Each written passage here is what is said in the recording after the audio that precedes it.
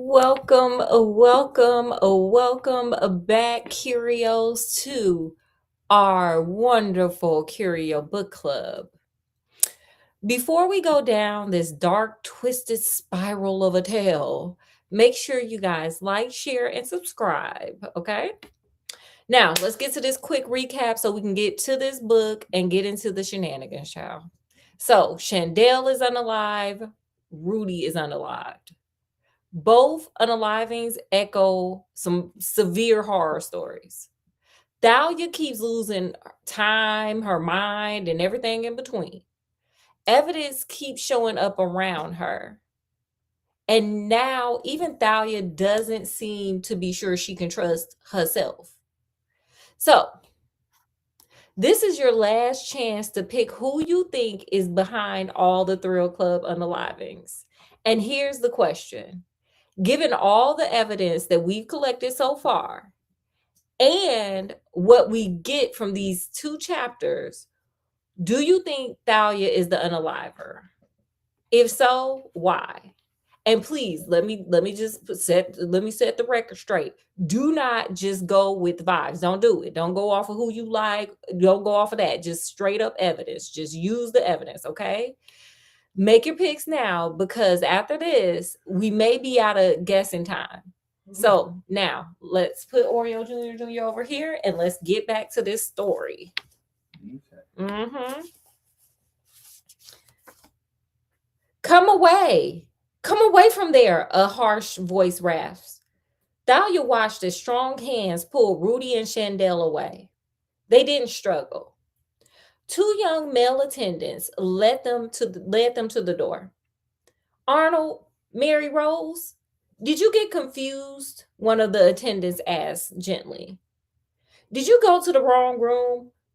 Shivering, her chest still heaving with fear, Thalia shut her eyes and listened until the voices disappeared down the hall. She could still feel the girl gripping her hair, still see the boy's leering grin. Arnold, Mary Rose. Oh, Thalia let out a low moan. They weren't Rudy and Chandel. Of course they weren't Rudy and Chandel. They were just two patients who had wandered into the wrong room. Excuse me. Now we know we're in a mental institution with people who sometimes are in and out of consciousness. Why weren't they escorted? Y'all just gonna let these people just wander on down the hall by themselves? Like this is ridiculous. That hospital is ridiculous. Anyway, Thalia wrapped her arms around her chest, holding herself tightly. What is wrong with me? What is wrong? Girl, are you talking about unaliving two of your friends, or are you talking about stealing Mara's boyfriends? Because I mean, either way, we can answer that either way of what's wrong with you, ma'am. So I don't know. Seth chewed his pencil and studied the math problem. He scribbled some numbers on a sheet of scratch paper, then shook his head. No, he thought, that can't be right. Think, he urged himself. Concentrate. The phone rang, a piercing noise, like an alarm going off. His concentration shattered like a pane of glass. Angrily, he reached for the phone. Hello? It was Thalia, calling from home. She had just got released from the hospital. Okay, period. I guess. I don't know if she should be out, but okay, girl, period. Seth, she sounded breathless, upset about something. What are you doing? Right now, he asked. Yes, she replied. This very minute. Seth cast a mournful glance at his math homework. Nothing, he lied. At least nothing important. Can you come over? She asked. I really need to talk to you. You need to talk to me now? He told her. I need to see you, she insisted. It's really important. Okay, he said and sighed. Dolly could be so demanding sometimes, especially lately. When should I come over? Now, she said, as soon as possible. He nodded wearily. I'll be right there. A short while later, Seth parked in front of Thalia's house and walked up the steps to the front door. He rang the bell. This had better be important, he thought. Who else is betting that she want him to come over and do her homework? Because she didn't miss all that homework while she was in the.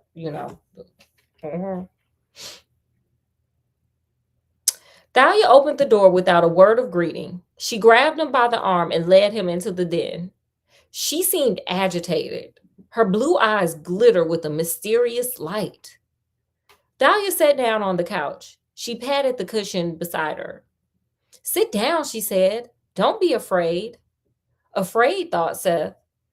Do I seem afraid? He settled onto the couch, reaching for her hand. I could never be frightened of you, he said soothingly. I know you never hurt anyone. You're probably the only one left, she murmured unhappily. Everyone else thinks I'm some kind of psycho. They want to lock me up, Seth. That's not true, Seth lied.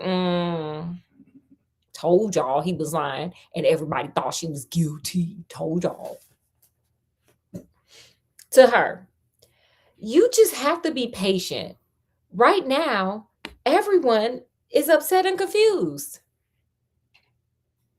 Girl, okay. They don't know what to believe. There's an unaliver on the loose, and people are frightened. But they'll come around. Sooner or later, they'll realize that you're innocent. Thalia jumped up from the couch. Her blonde hair gleamed in the soft light. Sooner or later, she laughed harshly. How long will that be? A month? A year? 10 years? How long will I have to wait? I got to answer, sis. That's going to depend on how long they sentence you for in prison, girl, okay? That's how long you going to have to wait, okay? Possible probation after that, I don't know. I don't know, Seth replied honestly. Only time and whatever the judge sentences you to will tell. Some of that he didn't. I took some creative license with some of that, okay? Sue me. Okay. Well, I can't take it anymore, Thalia said fiercely. Seth sat up on the couch, suddenly on alert. Yeah, because you scared. This woman crazy. Something in her tone startled him. She wasn't like herself. Oh, Lord. Oh, Lord. What do you mean? He asked. Thalia didn't reply. She laughed softly, then strolled across the room. She knelt down in front of a cabinet that stood against the far wall. She pulled open the bottom drawers, reached in, and took out two mysterious objects. Oh, okay, girl. They were round, about the size of coconuts. Maybe she baked some cakes. What is she doing? Seth wondered. She placed the two objects on a bookshelf and turned to Seth. Well, she asked proudly, how do you like them?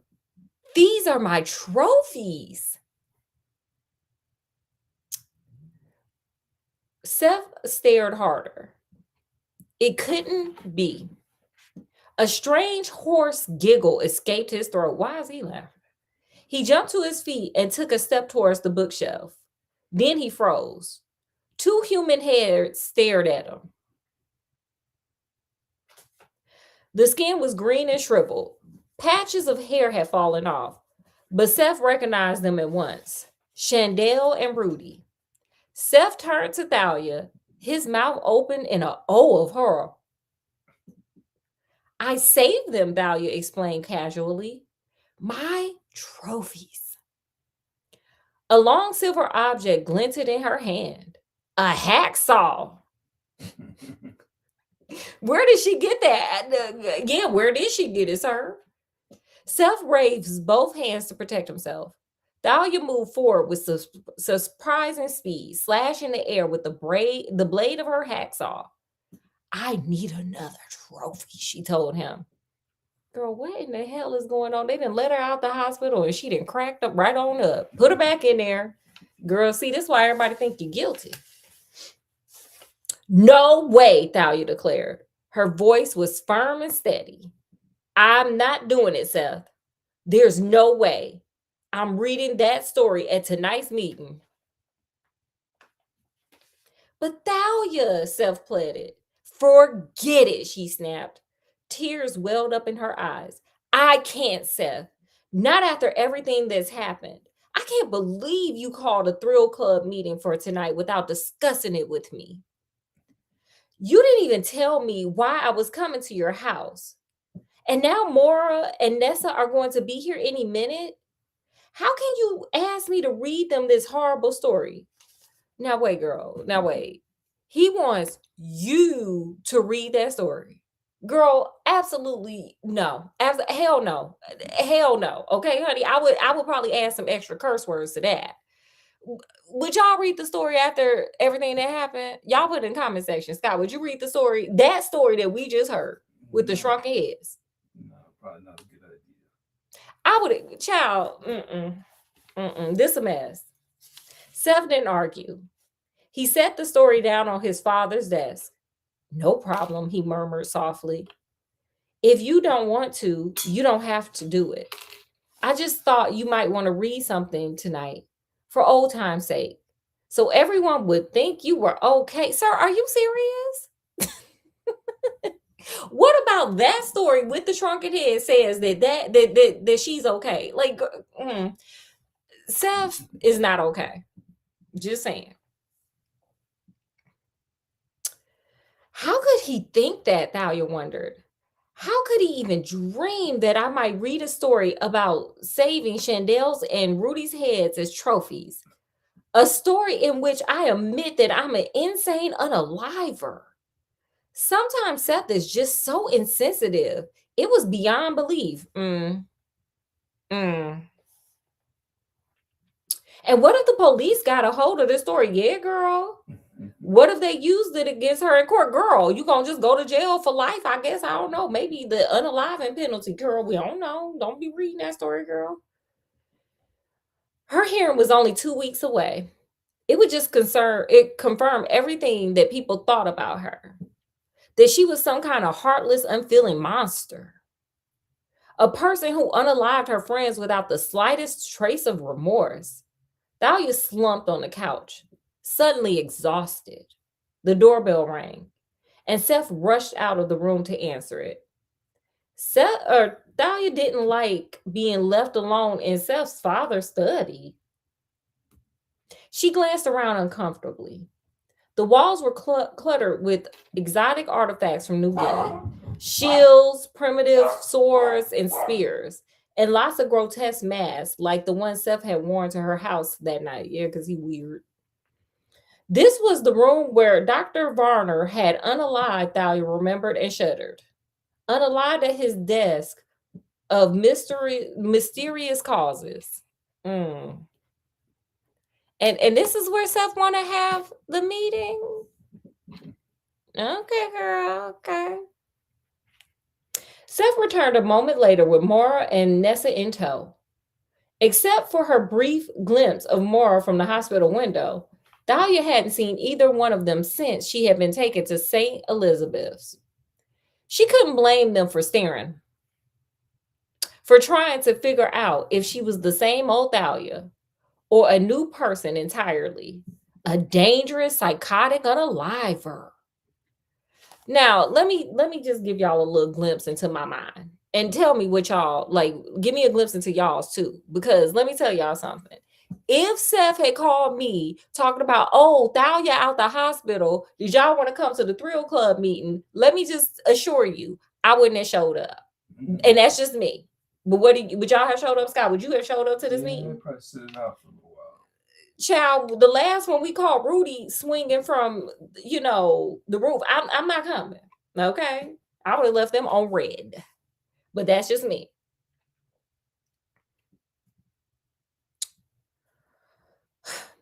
It's me, she pleaded silently. Thalia, your friend. Please don't hate me. Well, girl, ma'am, they don't hate you.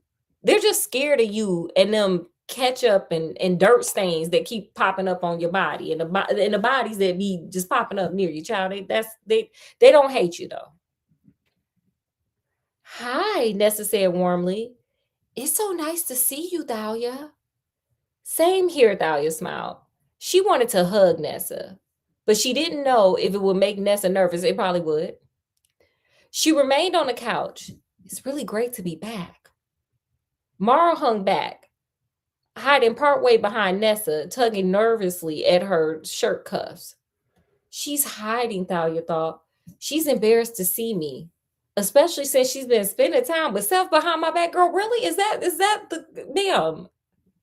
You got court in 2 weeks. You on trial. You over here worried about this man taking back her man that you took from her. Like, girl, what?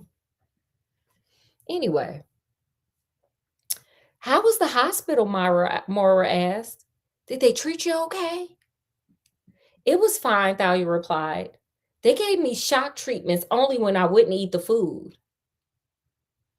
She thought it was a pretty good joke, but no one laughed. Yeah, girl, that wasn't funny, okay? That wasn't cute.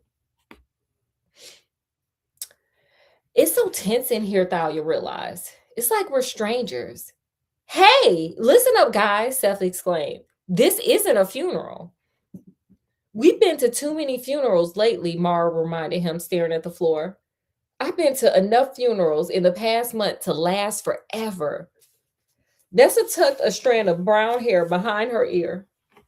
I don't know, she said gloomily. I'm not sure we should have this meeting tonight. After everything that happened, maybe we should just disband the Thrill Club. I kind of second that we should disband. I mean, Seth, bring your little weird self over here. What do you think, Seth? Because you're the one who keep this foolishness going. Seth. Mara disagreed. We enjoyed it before. We have to try to enjoy our lives, don't we? Thalia didn't say anything. She still hadn't gotten over the fact that there were only 4 of them present. She kept glancing at the doorway, waiting for Chandel and Rudy to arrive. A Thrill Club reunion. Seth slid closer to her on the couch. He placed his hand softly on her shoulder. Thalia, he said loud enough for everyone to hear. Why don't you read your story? Mm-hmm. Thalia glanced up in surprise. For a moment, she didn't understand what he was talking about. What story? She asked. He held a sheaf of paper in his hand. He must have grabbed them from his father's desk on his way back into the room. This one, he said. The one you read me before Nessa and Mara got here. Thalia felt trapped. How could she deny writing the story when Seth had held it in his hand? And how could she refuse to read it? Why is Seth doing this to me? She wondered. I don't feel like it, she said truthfully, hoping that would get her off the hook. Go ahead, Nessa said encouragingly. I've really missed your stories. You're such a good writer. Really, sis? Really? Dahlia wished she could tell them the truth. I mean, right. Why wish when you could just actually tell the truth and just put all that on Seth with the girl, okay, okay, girl, we just gonna sit up here and keep on going. Okay. I didn't write this story, or the last one, or the one before that. Seth did. He's the great writer, not me. But if she admitted all that, it would make her seem like a liar. You are. And she needed her friends to believe her right now. If you don't feel like reading it, Seth told her, I'll be happy to read it for you. He tapped the rolled up story impatiently against his knee. I think it's really great, he told Mara and Nessa. One of Thalia's best. Seth, please, Thalia thought. Why are you doing this? Why are you being so heartless? I was hoping you'd read us a story, Mara added in a surprisingly kind voice. What can I do? Thalia wondered. Think, she told herself. There has to be a solution. Okay, girl, I got one. I got one. Pick me. Pick me. Curio. Okay. My solution is, and y'all put in the comment section if y'all got any ones. Grab the paper like you're going to read it, rip that thing into a million pieces like any other rational adult would do. Duh. All right, what's the plan? I would just be like, I would just pick the. Okay, girl. Now you read that story and I'll sit right back down. I mean, she just came out the mental hospital, so I mean, who's going to get mad? This is true. Mm-hmm. And suddenly one came to her, the perfect solution. She would begin the story as Seth had written it, but change it at the end. Instead of taking Chandel's and Rudy's heads out from the cabinet, I'll just have them be shrunken heads from New Guinea.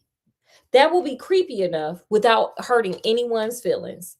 Seth won't dare complain. Okay, she thought, here goes.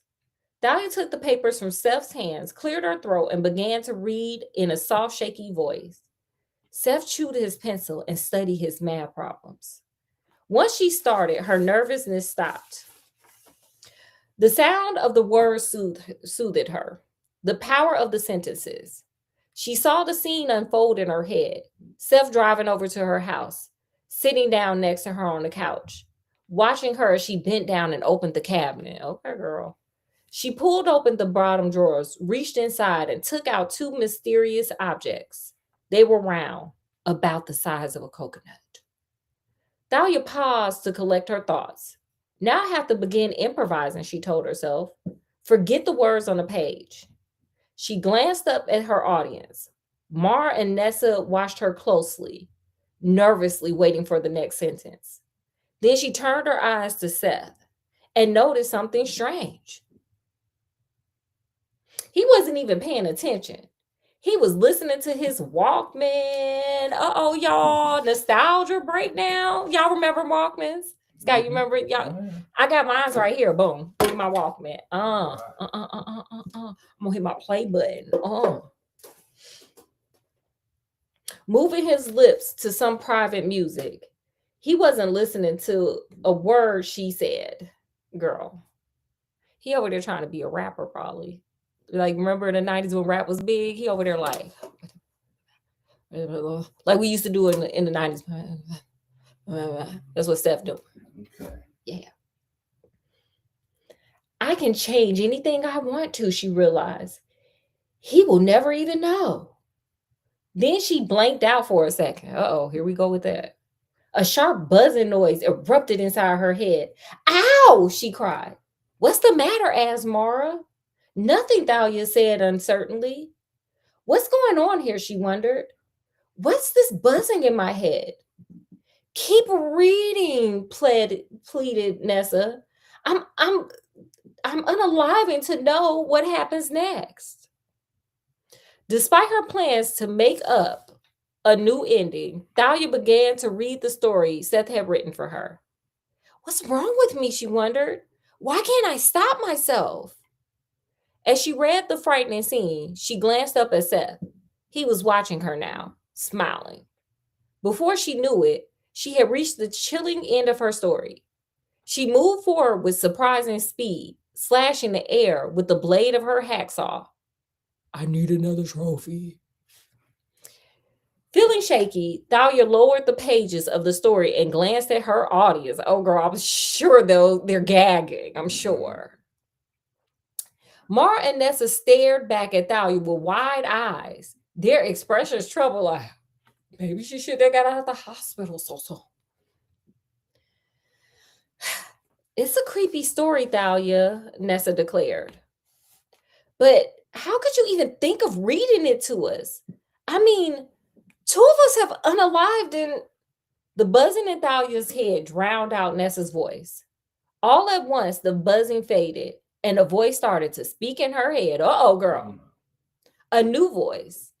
A soft, commanding voice. The hacksaw, it said. Go pick up the hacksaw. It's on top of the desk. Thalia felt herself moving awkwardly across the room. She stopped at the desk. She reached inside the plain brown shopping bag. She pulled out a hacksaw. She ran her fingers softly over the jagged edges of the blade. Good, said the soft voice in her head. Now go get another trophy. All right. Is there a dog somewhere talking to her or something?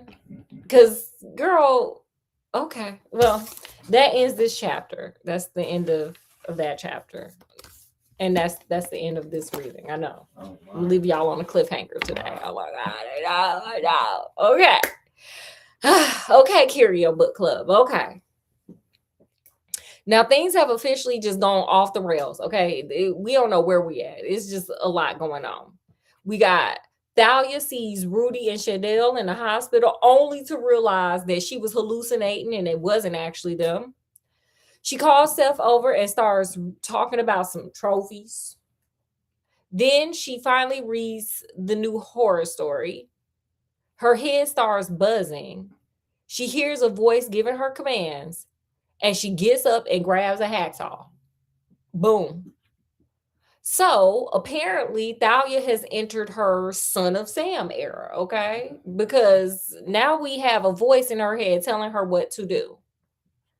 But remember the question in the beginning of the story. Who do you guys think is the unaliver in this story? We got Thalia, we got Seth, Mora, Nessa, or we got that voice in Thalia's head. Scott, who you got your money on? It's a tough one. I mean, I've been kind of going with Seth the whole way because he's kind of just, he's been off the whole time. But, I feel like he's a little bit of an obvious choice, and I feel like there's got to be a twist. And then, Thalia, maybe she's just insane. Maybe she really is crazy. But again, I feel like there's got to be a twist. So, but I don't know what the twist is. Okay, so you ain't got your money on nobody? No, not really. Okay, that's okay. Well, for you guys, put your final suspect in the comments and tell us why you picked them. We would love to hear you guys' thoughts. I'm going to give you guys a little spoiler. This is your last chance before the story starts giving up all its secrets. So Scott just gonna be on the fence. Okay, guys. Well, with that, we're going to end it today. We're going to end it on some heavy craziness, but we are going to end it. So we're going to bid you guys adieu. As always, guys, we enjoy spending this time with you guys, and we hope that you guys enjoy spending time with us in our little unique fun book club. Make sure you guys like, share, subscribe so you can keep up with our latest videos, lives, all that fun stuff. But with that, we're going to end this live here, guys. So from wherever we are, even when we are getting hacksaws and listening to weird voices in our heads, to wherever you guys are, peace and love and happiness. And we'll see you guys tomorrow for some more Thrill Club, and it's a super Saturday Scary Sleepover. But until then, you guys enjoy your night. Good night.